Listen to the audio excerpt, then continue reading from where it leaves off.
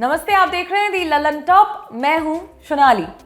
खबर से पहले एक जरूरी सूचना। दी ललन टॉप टीम और हमारे संपादक सौरभ द्विवेदी पहुंच चुके हैं जानने क्या हाल है यूपी।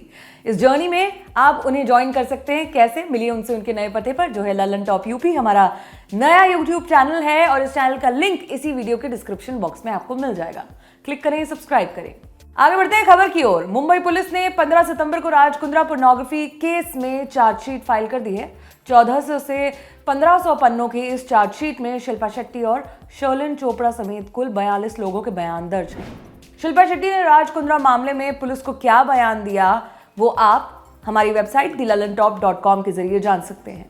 उस चार्जशीट की एक कॉपी इंडिया टुडे के पास भी पहुंची है। इसमें शर्लिन चोपड़ा के उस बयान का जिक्र है जो उन्होंने मुंबई क्राइम ब्रांच के सामने रिकॉर्ड करवाया था। शर्लिन ने अपने बयान में कहा था कि राज कुंद्रा ने उनसे हॉट शॉट्स ऐप के लिए केयर फ्री होकर काम करने के लिए कहा था। मुंबई पुलिस द्वारा फाइल चार्जशीट के मुताबिक शर्लिन ने कहा कि उन्होंने द शर्लिन चोपड़ा नाम का ऐप बनाने के लिए आर्म्स प्राइम मीडिया लिमिटेड नाम की फर्म के साथ कॉन्ट्रैक्ट साइन किया था। तब सौरभ कुशवाहा और राज कुंद्रा आर्म्स प्राइम के डायरेक्टर हुआ करते थे। उस ऐप के बनने के बाद शर्लिन चोपड़ा की तस्वीरें और वीडियोस उस एप्लीकेशन पर डाली जाने लगी।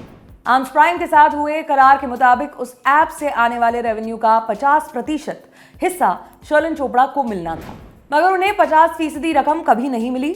इसके बाद राज कुंद्रा ने शर्लिन चोपड़ा को हॉट शॉट्स ऐप के लिए काम करने की खातिर अप्रोच किया।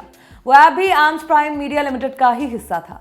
राज ने शर्लिन को हॉट शॉट्स के लिए अप्रोच करते हुए कहा था, हॉट शॉट्स ऐप का कंटेंट हॉट और बोल्ड होगा, इसलिए शर्लिन को केयरफ्री होकर काम करना होगा। मगर शर्लिन और राज कुंद्रा के बीच क्रिएटिविटी और रेवेन्यू का पंगा चल रहा था, इसीलिए शर्लिन चोपड़ा ने हॉट शॉट्स ऐप के लिए काम करने से इनकार कर दिया।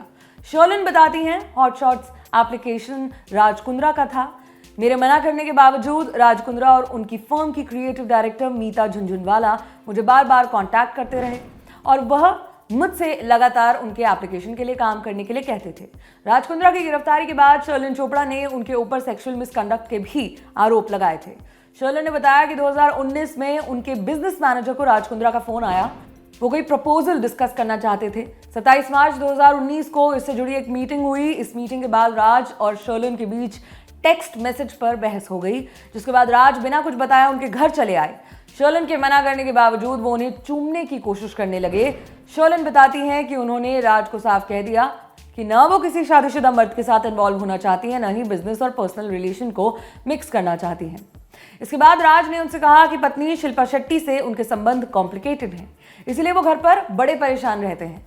बकौल शर्लिन उन्होंने राज को रोकने की कोशिश की, मगर जब वो नहीं माने तो उन्होंने उन्हें धक्का देकर खुद को बाथरूम में बंद कर लिया।